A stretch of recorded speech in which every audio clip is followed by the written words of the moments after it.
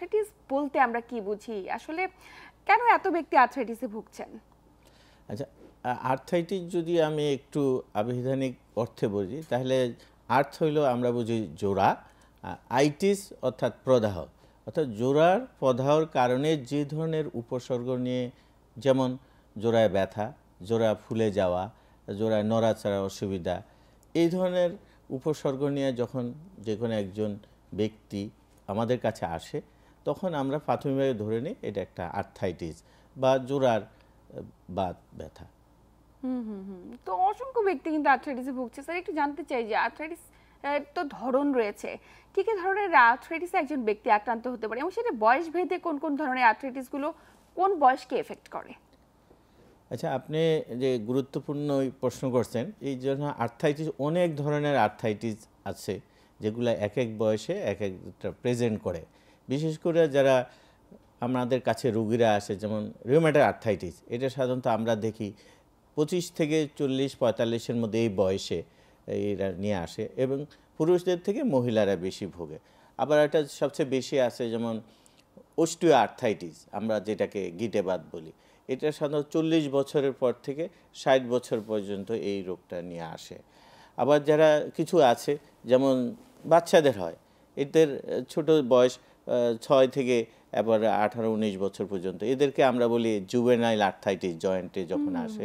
আবার ছোটরা দেখা যাচ্ছে যে ইনফেকশনের কারণে তাদের হাড়েরও ইনফেকশন হয়, জয়েন্টেরও ইনফেকশন হয়, তাহলে এটা ইনফেকটিভ আর্থ্রাইটিস হয়। আবার অনেকে টিউবার যক্ষা জীবাণু দিয়ে আমরা যখন আর্থ্রাইটিস নিয়ে আসে, সেটাও আমরা বলি আর্থ্রাইটিস। অনেক সময় আঘাতের কারণে যে ট্রমাটিক আর্থ্রাইটিস নিয়ে আসে। এছাড়া আরও অন্যান্য অনেকগুলা কিছু কারণ আছে, যেগুলা যেমন অ্যাসিলি, মহিলাদের এই রোগটা বেশি হতে হয়। আবার গাউটের কারণে এক ধরনের আর্থ্রাইটিস রয়েছে, গাউটি আর্থ্রাইটিস বলি। আবার অ্যাঙ্কাইলোজিং স্পন্ডোলাইটিস, এটা সাধারণত দেখা যায় 20 থেকে 25-এর মধ্যে এই ধরনের অ্যাঙ্কাইলোজিং স্পন্ডোলাইটিস, এটাও এক ধরনের আর্থ্রাইটিস। এই ধরনের রোগ নিয়ে সাধারণত আমাদের কাছে রোগীরা আছে। অসংখ্য প্রকারের আর্থ্রাইটিস রয়েছে এবং সেটি নারী পুরুষ ভেদে ভ্যারি করে আসলে কে কোনটাতে আক্রান্ত হবে। কিন্তু স্যার আমরা তো জানি অস্টিও আর্থ্রাইটিসে আক্রান্তের প্রবণতা কিংবা আক্রান্তের পরিমাণ আমাদের দেশের অনেক বেশি, আমরা অনেক রোগী শুনে থাকি কিংবা পেয়ে থাকি। অস্টিও আর্থ্রাইটিস আসলে কি ধরনের জটিলতা এবং এটি হলে কি কি ধরনের উপসর্গ প্রকাশ পেতে পারে? আর অস্টিও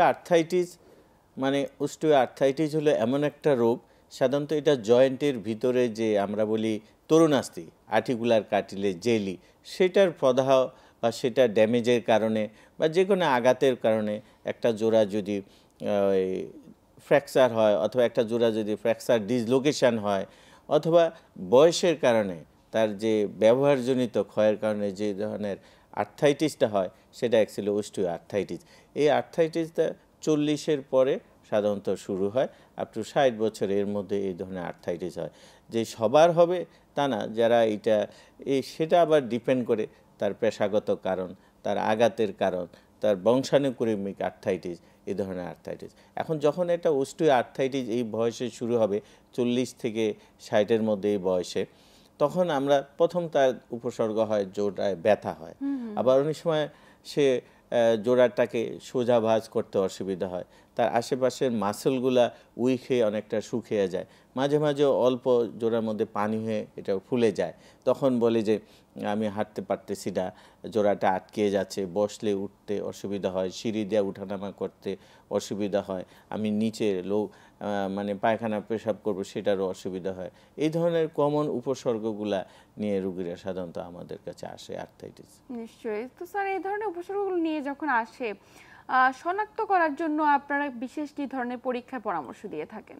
আচ্ছা, রোগীতে যে ধরনের আর্থ্রাইটিস নিয়ে আসে, তখন আমরা তাকে অ্যাকচুয়ালি প্রথম তার যে উপসর্গগুলো শুনি, তারপরে তাকে আমরা শারীরিকভাবে দেখি কোন জয়েন্ট, যেমন বেশি সবচেয়ে মাত্র আর্থ্রাইটিস যে হয় অস্টিও আর্থ্রাইটিস, বিশেষ করে হাঁটুর জোড়া হতে পারে, হিপ জয়েন্ট হতে পারে, গোড়ালির জোড়া হতে পারে, কাঁধের জোড়া হতে পারে, ইভেন কি আপনার এই হাতের একেবারে শেষের জোড়াটা আমরা বলি ডিস্টাল ইন্টারফিলিয়ার জয়েন্ট, এটাতে অস্টিও আর্থ্রাইটিস হয়। তো এগুলা জোড়াগুলো আমরা তাকে শারীরিকভাবে দেখি, অ্যাকচুয়ালি এই তার উপসর্গ শুনে তাকে শারীরিকভাবে দেখেই আমরা একটা রোগীর ডায়াগনোসিস করে ফেলতে পারি 80 থেকে 85% ক্ষেত্রে যে তার এই ধরনের আর্থ্রাইটিস হয়েছে। বাকি 10 to 15% ক্ষেত্রে আমরা হয়তো তাকে একটা এক্সরে করাই প্রথম যাত্রায়, তারপরে প্রয়োজন বোধে তারে এমআরআই বা সিটি স্ক্যান ওর সময় অস্টিও আর্থ্রাইটিস ক্ষেত্রে। আবার কখনো কখনো রক্তের বিভিন্ন ধরনের পরীক্ষা করি, যেমন রক্তের আমরা টোটাল রক্তের পরীক্ষার মাধ্যমে কি কি অন্যান্য কারণে অস্টিও আর্থ্রাইটিস হয়েছে কিনা সেটা আমরা রক্ত টেস্টের মাধ্যমে অনেকটা বুঝতে নেই। যেমন রিউমাটয়েড আর্থ্রাইটিস হয়ে অস্টিও আর্থ্রাইটিস হইতে পারে, গাউটি আর্থ্রাইটিস হয়ে অস্টিও আর্থ্রাইটিস হইতে পারে, আগে কোনো আঘাতের হিস্ট্রি ছিল সেটার থেকে অস্টিও আর্থ্রাইটিস হয়, তার আগে কোনো ফ্র্যাকচার বা জোড়া ছুটে গেছিল কিনা, লিগামেন্ট ইনজুরি ছিল কিনা সেগুলো আমরা অ্যাসেস করতে পারি এক্সরে, এমআরআই ইত্যাদি টেস্ট করে। তখন অ্যাকচুয়ালি আমরা ডায়াগনোসিসটা কনফার্ম করি যে তার এই ধরনের আর্থ্রাইটিস হয়েছে। তো স্যার যখন ডায়াগনোসিস সুনির্দিষ্ট হয়ে যায় যে তার হাঁটুতে আর্থ্রাইটিস হয়েছে, আমরা তো জানি যে একজন ব্যক্তির বয়োজ্যেষ্ঠ বাবা তিনি দাঁড়িয়ে নামাজ আদায় করতে পারছেন না, এবং ম্যাক্সিমাম পরিবারই কিন্তু এই বিষয়টি পরিলক্ষিত হয় যে এখন মসজিদগুলোতেও দেখা যাচ্ছে যে চেয়ারের সংখ্যা বেড়ে গিয়েছে, আর কেউ দাঁড়িয়ে নামাজ পড়তে পারছে না এবং বসে নামাজ পড়ার একটি প্রবণতা। এবং এটিকে স্যার একটি নির্দিষ্ট বয়সের পরে তারা হালকা জটিলতার কারণেই শুরু করছে, নাকি আসলে তাদের জটিলতার পরিমাণ অনেকখানি বেড়ে গিয়েছে? অ্যাকচুয়ালি আপনি যেটা বলছেন ঠিকই, যে আমাদের যেতটুক না তার চেয়ে আমরা ভয়ভীতি বা অন্যের পরামর্শে বেশি আমরা হয়ে যাই, ব্যাপারটা এরকম।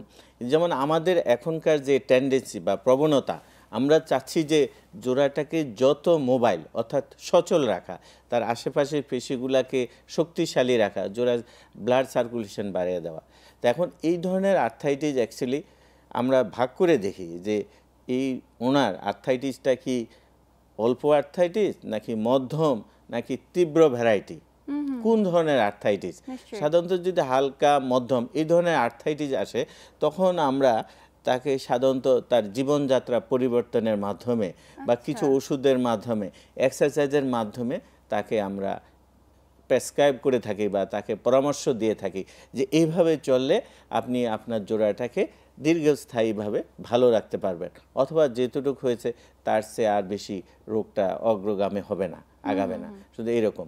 কিন্তু যখন জোড়াটা দেখা যাচ্ছে যে একদম বেশি তীব্র হয়ে আসছে, তখন হয়তো তার পরবর্তী ধাপের চিকিৎসা এখন আমরা দিয়ে থাকি। এখন যার একটা জোড়া যদি একে তীব্র ধরনের হাড়ের ক্ষয়বৃদ্ধি হয়ে যায়, জয়েন্ট স্পেস কমে যায়, ভিতরে জেলি থাকে না, এক হাড়ের সাথে আরেক হাড় ঘর্ষণ লাগছে, চারিদিকে অতিরিক্ত হাড় হয়ে আশেপাশের স্নায়ু, ভেসেল ইত্যাদি ইমপিজমেন্ট করছে, তখন তো অ্যাকচুয়ালি এটা ইরিভার্সিবল, আর তাকে মানে আগের অবস্থা বা মধ্যম অবস্থায় নেওয়া যাওয়া সম্ভব না, অথবা তার রোগটাকে ফার্দার অ্যারেস্ট করাও যাবে না। সেই ক্ষেত্রে হয়তো আমাদেরকে পরবর্তী একটা ইন্টারভেনশনের ব্যাপার